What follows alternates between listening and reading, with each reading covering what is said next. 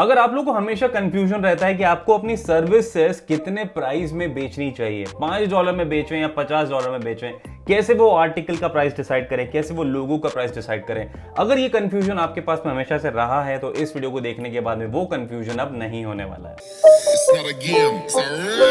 Hello everyone, मैं वकील पैसा वैसा से। अगर आपको मेकिंग मनी ऑनलाइन या फिर पर्सनालिटी डेवलपमेंट रिलेटेड वीडियोस में इतना सा भी इंटरेस्ट है तो अभी के अभी सब्सक्राइब कर लीजिए चैनल को। मेरा एक मिशन है कि मैं आप लोगों को हेल्प करना चाहता हूं to make money online using all the real and legit ways possible. अगर आप लोग मेरे इस मिशन में मुझे सपोर्ट करना चाहते हैं तो please subscribe to the channel और इस वीडियो को लाइक जरूर कर देना if in case you already like the video. हाँ जी, तो जो मैं आपको बता रहा था कि जो प्राइसिंग वाला जो पार्ट है कि आप कैसे अपनी सर्विसेज के प्राइस को डिसाइड करेंगे। मुझे वो जो आर्टिकल लिख के देना है किसी को, वो मैं $1 में करूं, 5 में करूं, 10 में करूं, 100 में करूं, कैसे डिसाइड करूं कि भाई मैं कितना प्राइस रखूं। या फिर अगर आप लोगो डिजाइनर है या फिर अगर आप कोई फोटो को बेच रहे हैं, कोई भी ऐसी सर्विस जो आप ऑनलाइन कर रहे हैं, अगर आपको अपनी प्राइस डिसाइड करने में कंफ्यूजन है जो नॉर्मली हर एक को होता है, वो कैसे दूर किया जाए उस चीज के बारे में इस वीडियो में बात करेंगे। तो देखो, यहां पे सबसे पहले होंगे 3 मेजर फैक्टर। सबसे पहला वाला फैक्टर होगा उन लोगों के लिए जो अपना एक मेन्यू कार्ड बना के रखना चाहते हैं। काफी सारे ऐसे लोग हैं जो चाहते हैं कि उनकी जो सर्विसेज की जो प्राइस है उसकी एक लिस्ट ऑलरेडी तैयार है, ताकि कोई भी क्लाइंट जो उनके साथ में काम करने के लिए इंटरेस्टेड है वो डेफिनेटली उस लिस्ट को देख सकता है कि भाई लोगो ₹500, ओके डन। इसके ऊपर ना ऊपर कुछ है ना नीचे कुछ है, हर एक चीज एकदम सामने है।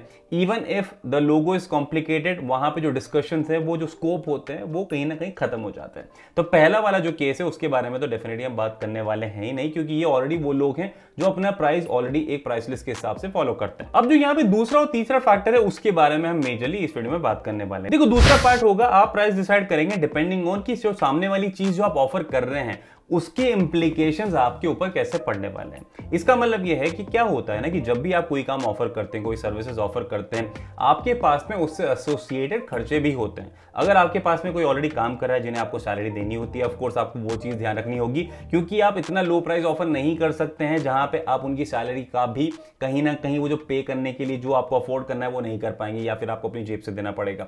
उसी के साथ में देयर आर अदर खर्चाज एज वेल, जैसे कि आपको जो सिस्टम है, जो आपने इन्वेस्टमेंट किए हुए हैं, आप जहां से काम करें उस पर्टिकुलर जगह के रेंट, अगर आप लोगों के कोई फिक्स एक्सपेंसेस हैं, जैसे कि अगर इलेक्ट्रिसिटी का खर्चा है, एसी का खर्चा है, ये है वो है, 50 खर्चे होते हैं जो डेफिनेटली आपको कंसिडर करने होते हैं और उस बिजनेस में आपको कवर करना होता है। उस चीज का ध्यान रखते हुए you actually decide the price. अगर आप एक फ्रीलांसर हैं जो घर से काम करें तो ऑफकोर्स ये सारे फैक्टर्स आपके लिए एप्लीकेबल नहीं होंगे, तो यहाँ पे इतना बड़ा रोल इस चीज का नहीं होता है। उस रीजन से जो मेरा तीसरा पॉइंट है which is how much value it is adding to the person you are offering the services to, यानी कि आपका क्लाइंट। देखो, जहां पे आपने दूसरे पॉइंट में अपने टाइम, एफर्ट, प्रोडक्शन कॉस्ट, ये खर्चा वो खर्चा, सारे के सारी जो सैलरीज है उन सबका ध्यान रखा, वहां पे अब आप ध्यान रखने वाले हैं ऐसी चीजों का जो कहीं ना कहीं क्लाइंट के साइड से होती है। मैं ये नहीं बोल रहा कि आपको क्लाइंट के खर्चों के बारे में सोचना होगा, यहां पे आपको क्लियरली सोचना होगा कि आपका जो काम है वो क्लाइंट के लिए कितनी वैल्यू को ऐड कर रहा है। अब एग्जाम्पल के लिए सोच के देखिए कि अगर आपको कोई ऐसा एक बंदा कांटेक्ट करता है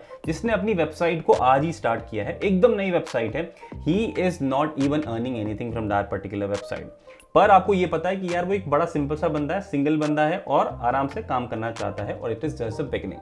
अगर वो आपको लोगो डिजाइन करने के लिए कांटेक्ट करता है जस्ट फॉर एग्जांपल, तो डेफिनेटली आप उससे एक बड़ा अमाउंट नहीं मांग सकते, क्योंकि वो जो लोगो आप डिजाइन करेंगे उसके लिए that is just going to go on his blog, जो अभी तक जिस पे व्यूज भी आना स्टार्ट नहीं हुए। तो यहाँ पे जो वैल्यू ऐड हो रही है उस पर्टिकुलर क्लाइंट के लिए, उस पर्टिकुलर न्यू ब्लॉगर के लिए, वो यहाँ पे उस लोगों के लिए काफी कम है। इसका मतलब यहाँ पे क्लियरली ये होगा कि आप उनसे एक बड़ा अमाउंट चार्ज नहीं कर सकते। वहीं पर द सेम टाइम अगर मान लो कि आपके पास में कोई बड़ी कंपनी आती है जैसे कि कोका कोला, अगर वो आपको आके बोलते हैं कि भाई हमें अपना जो लोगो है उसको रिवैम्प करना है, मतलब एकदम नया लोगो बनाना है, and they are contacting you for a quotation, तो यहाँ पे आपको डेफिनेटली कंसिडर करना होगा कि भाई यहाँ पे it's Coca Cola which is a giant company. अब जो लोगो होगा उसका जो इंपैक्ट होगा वो ग्लोबल होगा। ये जो नया लोगो बनाने वाले हैं ये डिफाइन करेगा कोका कोला की आगे की पहचान, क्योंकि जब भी आप एक बड़ी कंपनी का लोगो देखते हैं, आप लोगो देखते से समझ जाते हैं कि भाई ये तो ये कंपनी है। इसका मतलब वहां पे जो वैल्यू ऐड हो रही है उस पर्टिकुलर आपके काम से कोका कोला के लिए, it is going to be very very high, क्योंकि वो पर्टिकुलर लोगो हर एक जगह होने वाला है, not just on the website और something, it is going to be on all the bottles, it is going to be on all the websites, it is going to be in all the print medias, जो भी medias होंगे। उसके अलावा आपके पास में अगर मान लीजिए कोई इनके लेटर हेड्स होंगे, इंटरनल डॉक्यूमेंट्स होंगे, हर एक चीज में वो लोगो यूज होने वाला है, which is what is adding a huge value जो आप लोगो क्रिएट करेंगे उस चीज के लिए। तो यहाँ पे ऑफ कोर्स आप वहां पे $50 या $100 नहीं चार्ज कर सकते, you can definitely ask for millions of dollars in that particular case. तो यहाँ पे आपको डिसाइड करना होता है कि आपका जो काम है वो सामने वाले क्लाइंट को कितनी वैल्यू ऐड करके दे रहा है। अगर आप लोग को अभी तक भी समझ में नहीं आ रहा, थोड़ा सा कंफ्यूजन लग रहा है, तो ये सोच लो कि आपका क्लाइंट जो है आपको एसेस करना होगा कि भाई ये क्लाइंट कितना अफोर्ड कर सकता है। वो जो पर्टिकुलर फैक्टर है वो भी वैल्यू के अंडर ही आएगा, क्योंकि अगर आप किसी बड़े क्लाइंट के साथ में काम कर रहे हैं तो of course offering something very very less will be something कि भाई ठीक है, उनको कई बार ऐसा भी लग सकता है कि यार शायद अच्छे से काम नहीं करके देगा। इसीलिए आप लोगों को डिसाइड करना पड़ता है ऑन वेरियस फैक्टर्स, और यही एक रीजन है कि काफी बार आपको प्राइस कोट करना पड़ता है। अगर वहां पे नेगोशिएशंस होते हैं गुड इनफ, अगर आपके क्लाइंट को लगता है कि आपको जो कोटेड प्राइस है इज मीटिंग देयर एक्सपेक्टेशंस, तो हाँ हो जाता है। अगर एक्सपेक्टेशन से थोड़ा सा ज्यादा होता है तो नेगोशिएशंस हो जाती है। अगर बहुत ज्यादा होता है तो आपका पत्ता कट जाता है, बहुत कम होता है तो आपको कहीं ना कहीं एकदम नॉर्मल सा बंदा समझ लिया जाता है। तो ये जो बड़ा सा एक सर्कल है उस चीज का आपको डेफिनेटली ध्यान रखना पड़ता है कि आपको हमेशा कोशिश करनी पड़ती है not exactly at the bullseye, पर आपको उसके अराउंड हिट करना होता है। इसीलिए आपको क्लाइंट को समझना बहुत इंपॉर्टेंट हो जाता है। और यही मैं सजेस्ट करूंगा before I and this video कि जब भी आप कोई भी प्राइस डिसाइड करते हैं, बी फॉर एन आर्टिकल या किसी डिजाइन के लिए, किसी भी चीज के लिए, आपको ये देखना होगा कि वो पर्टिकुलर काम आप किसके लिए कर रहे हैं, उसके बारे में डिटेल थोड़ी सी जानिए, थोड़ा सा रिसर्च करिए and then share the price. अगर आप लोग चाहें तो आप थोड़ा सा मार्केट रिसर्च भी कर सकते हैं कि सिमिलर टाइप के क्लाइंट के लिए जो आपके जैसे सर्विस प्रोवाइडर्स हैं वो कितना कोट करते हैं या कितने में ऑफर क्रैक कर चुके हैं इन पास्ट। अगर वो चीज करना चाहें, वो चीज पॉसिबल है तो वो भी कीजिए। और इस पर्टिकुलर वीडियो में सिर्फ यही इंफॉर्मेशन शेयर करना चाहता था। अगर आप लोगों को हेल्पफुल लगता है तो जाने के पहले लाइक जरूर कर देना, share this video with all your friends.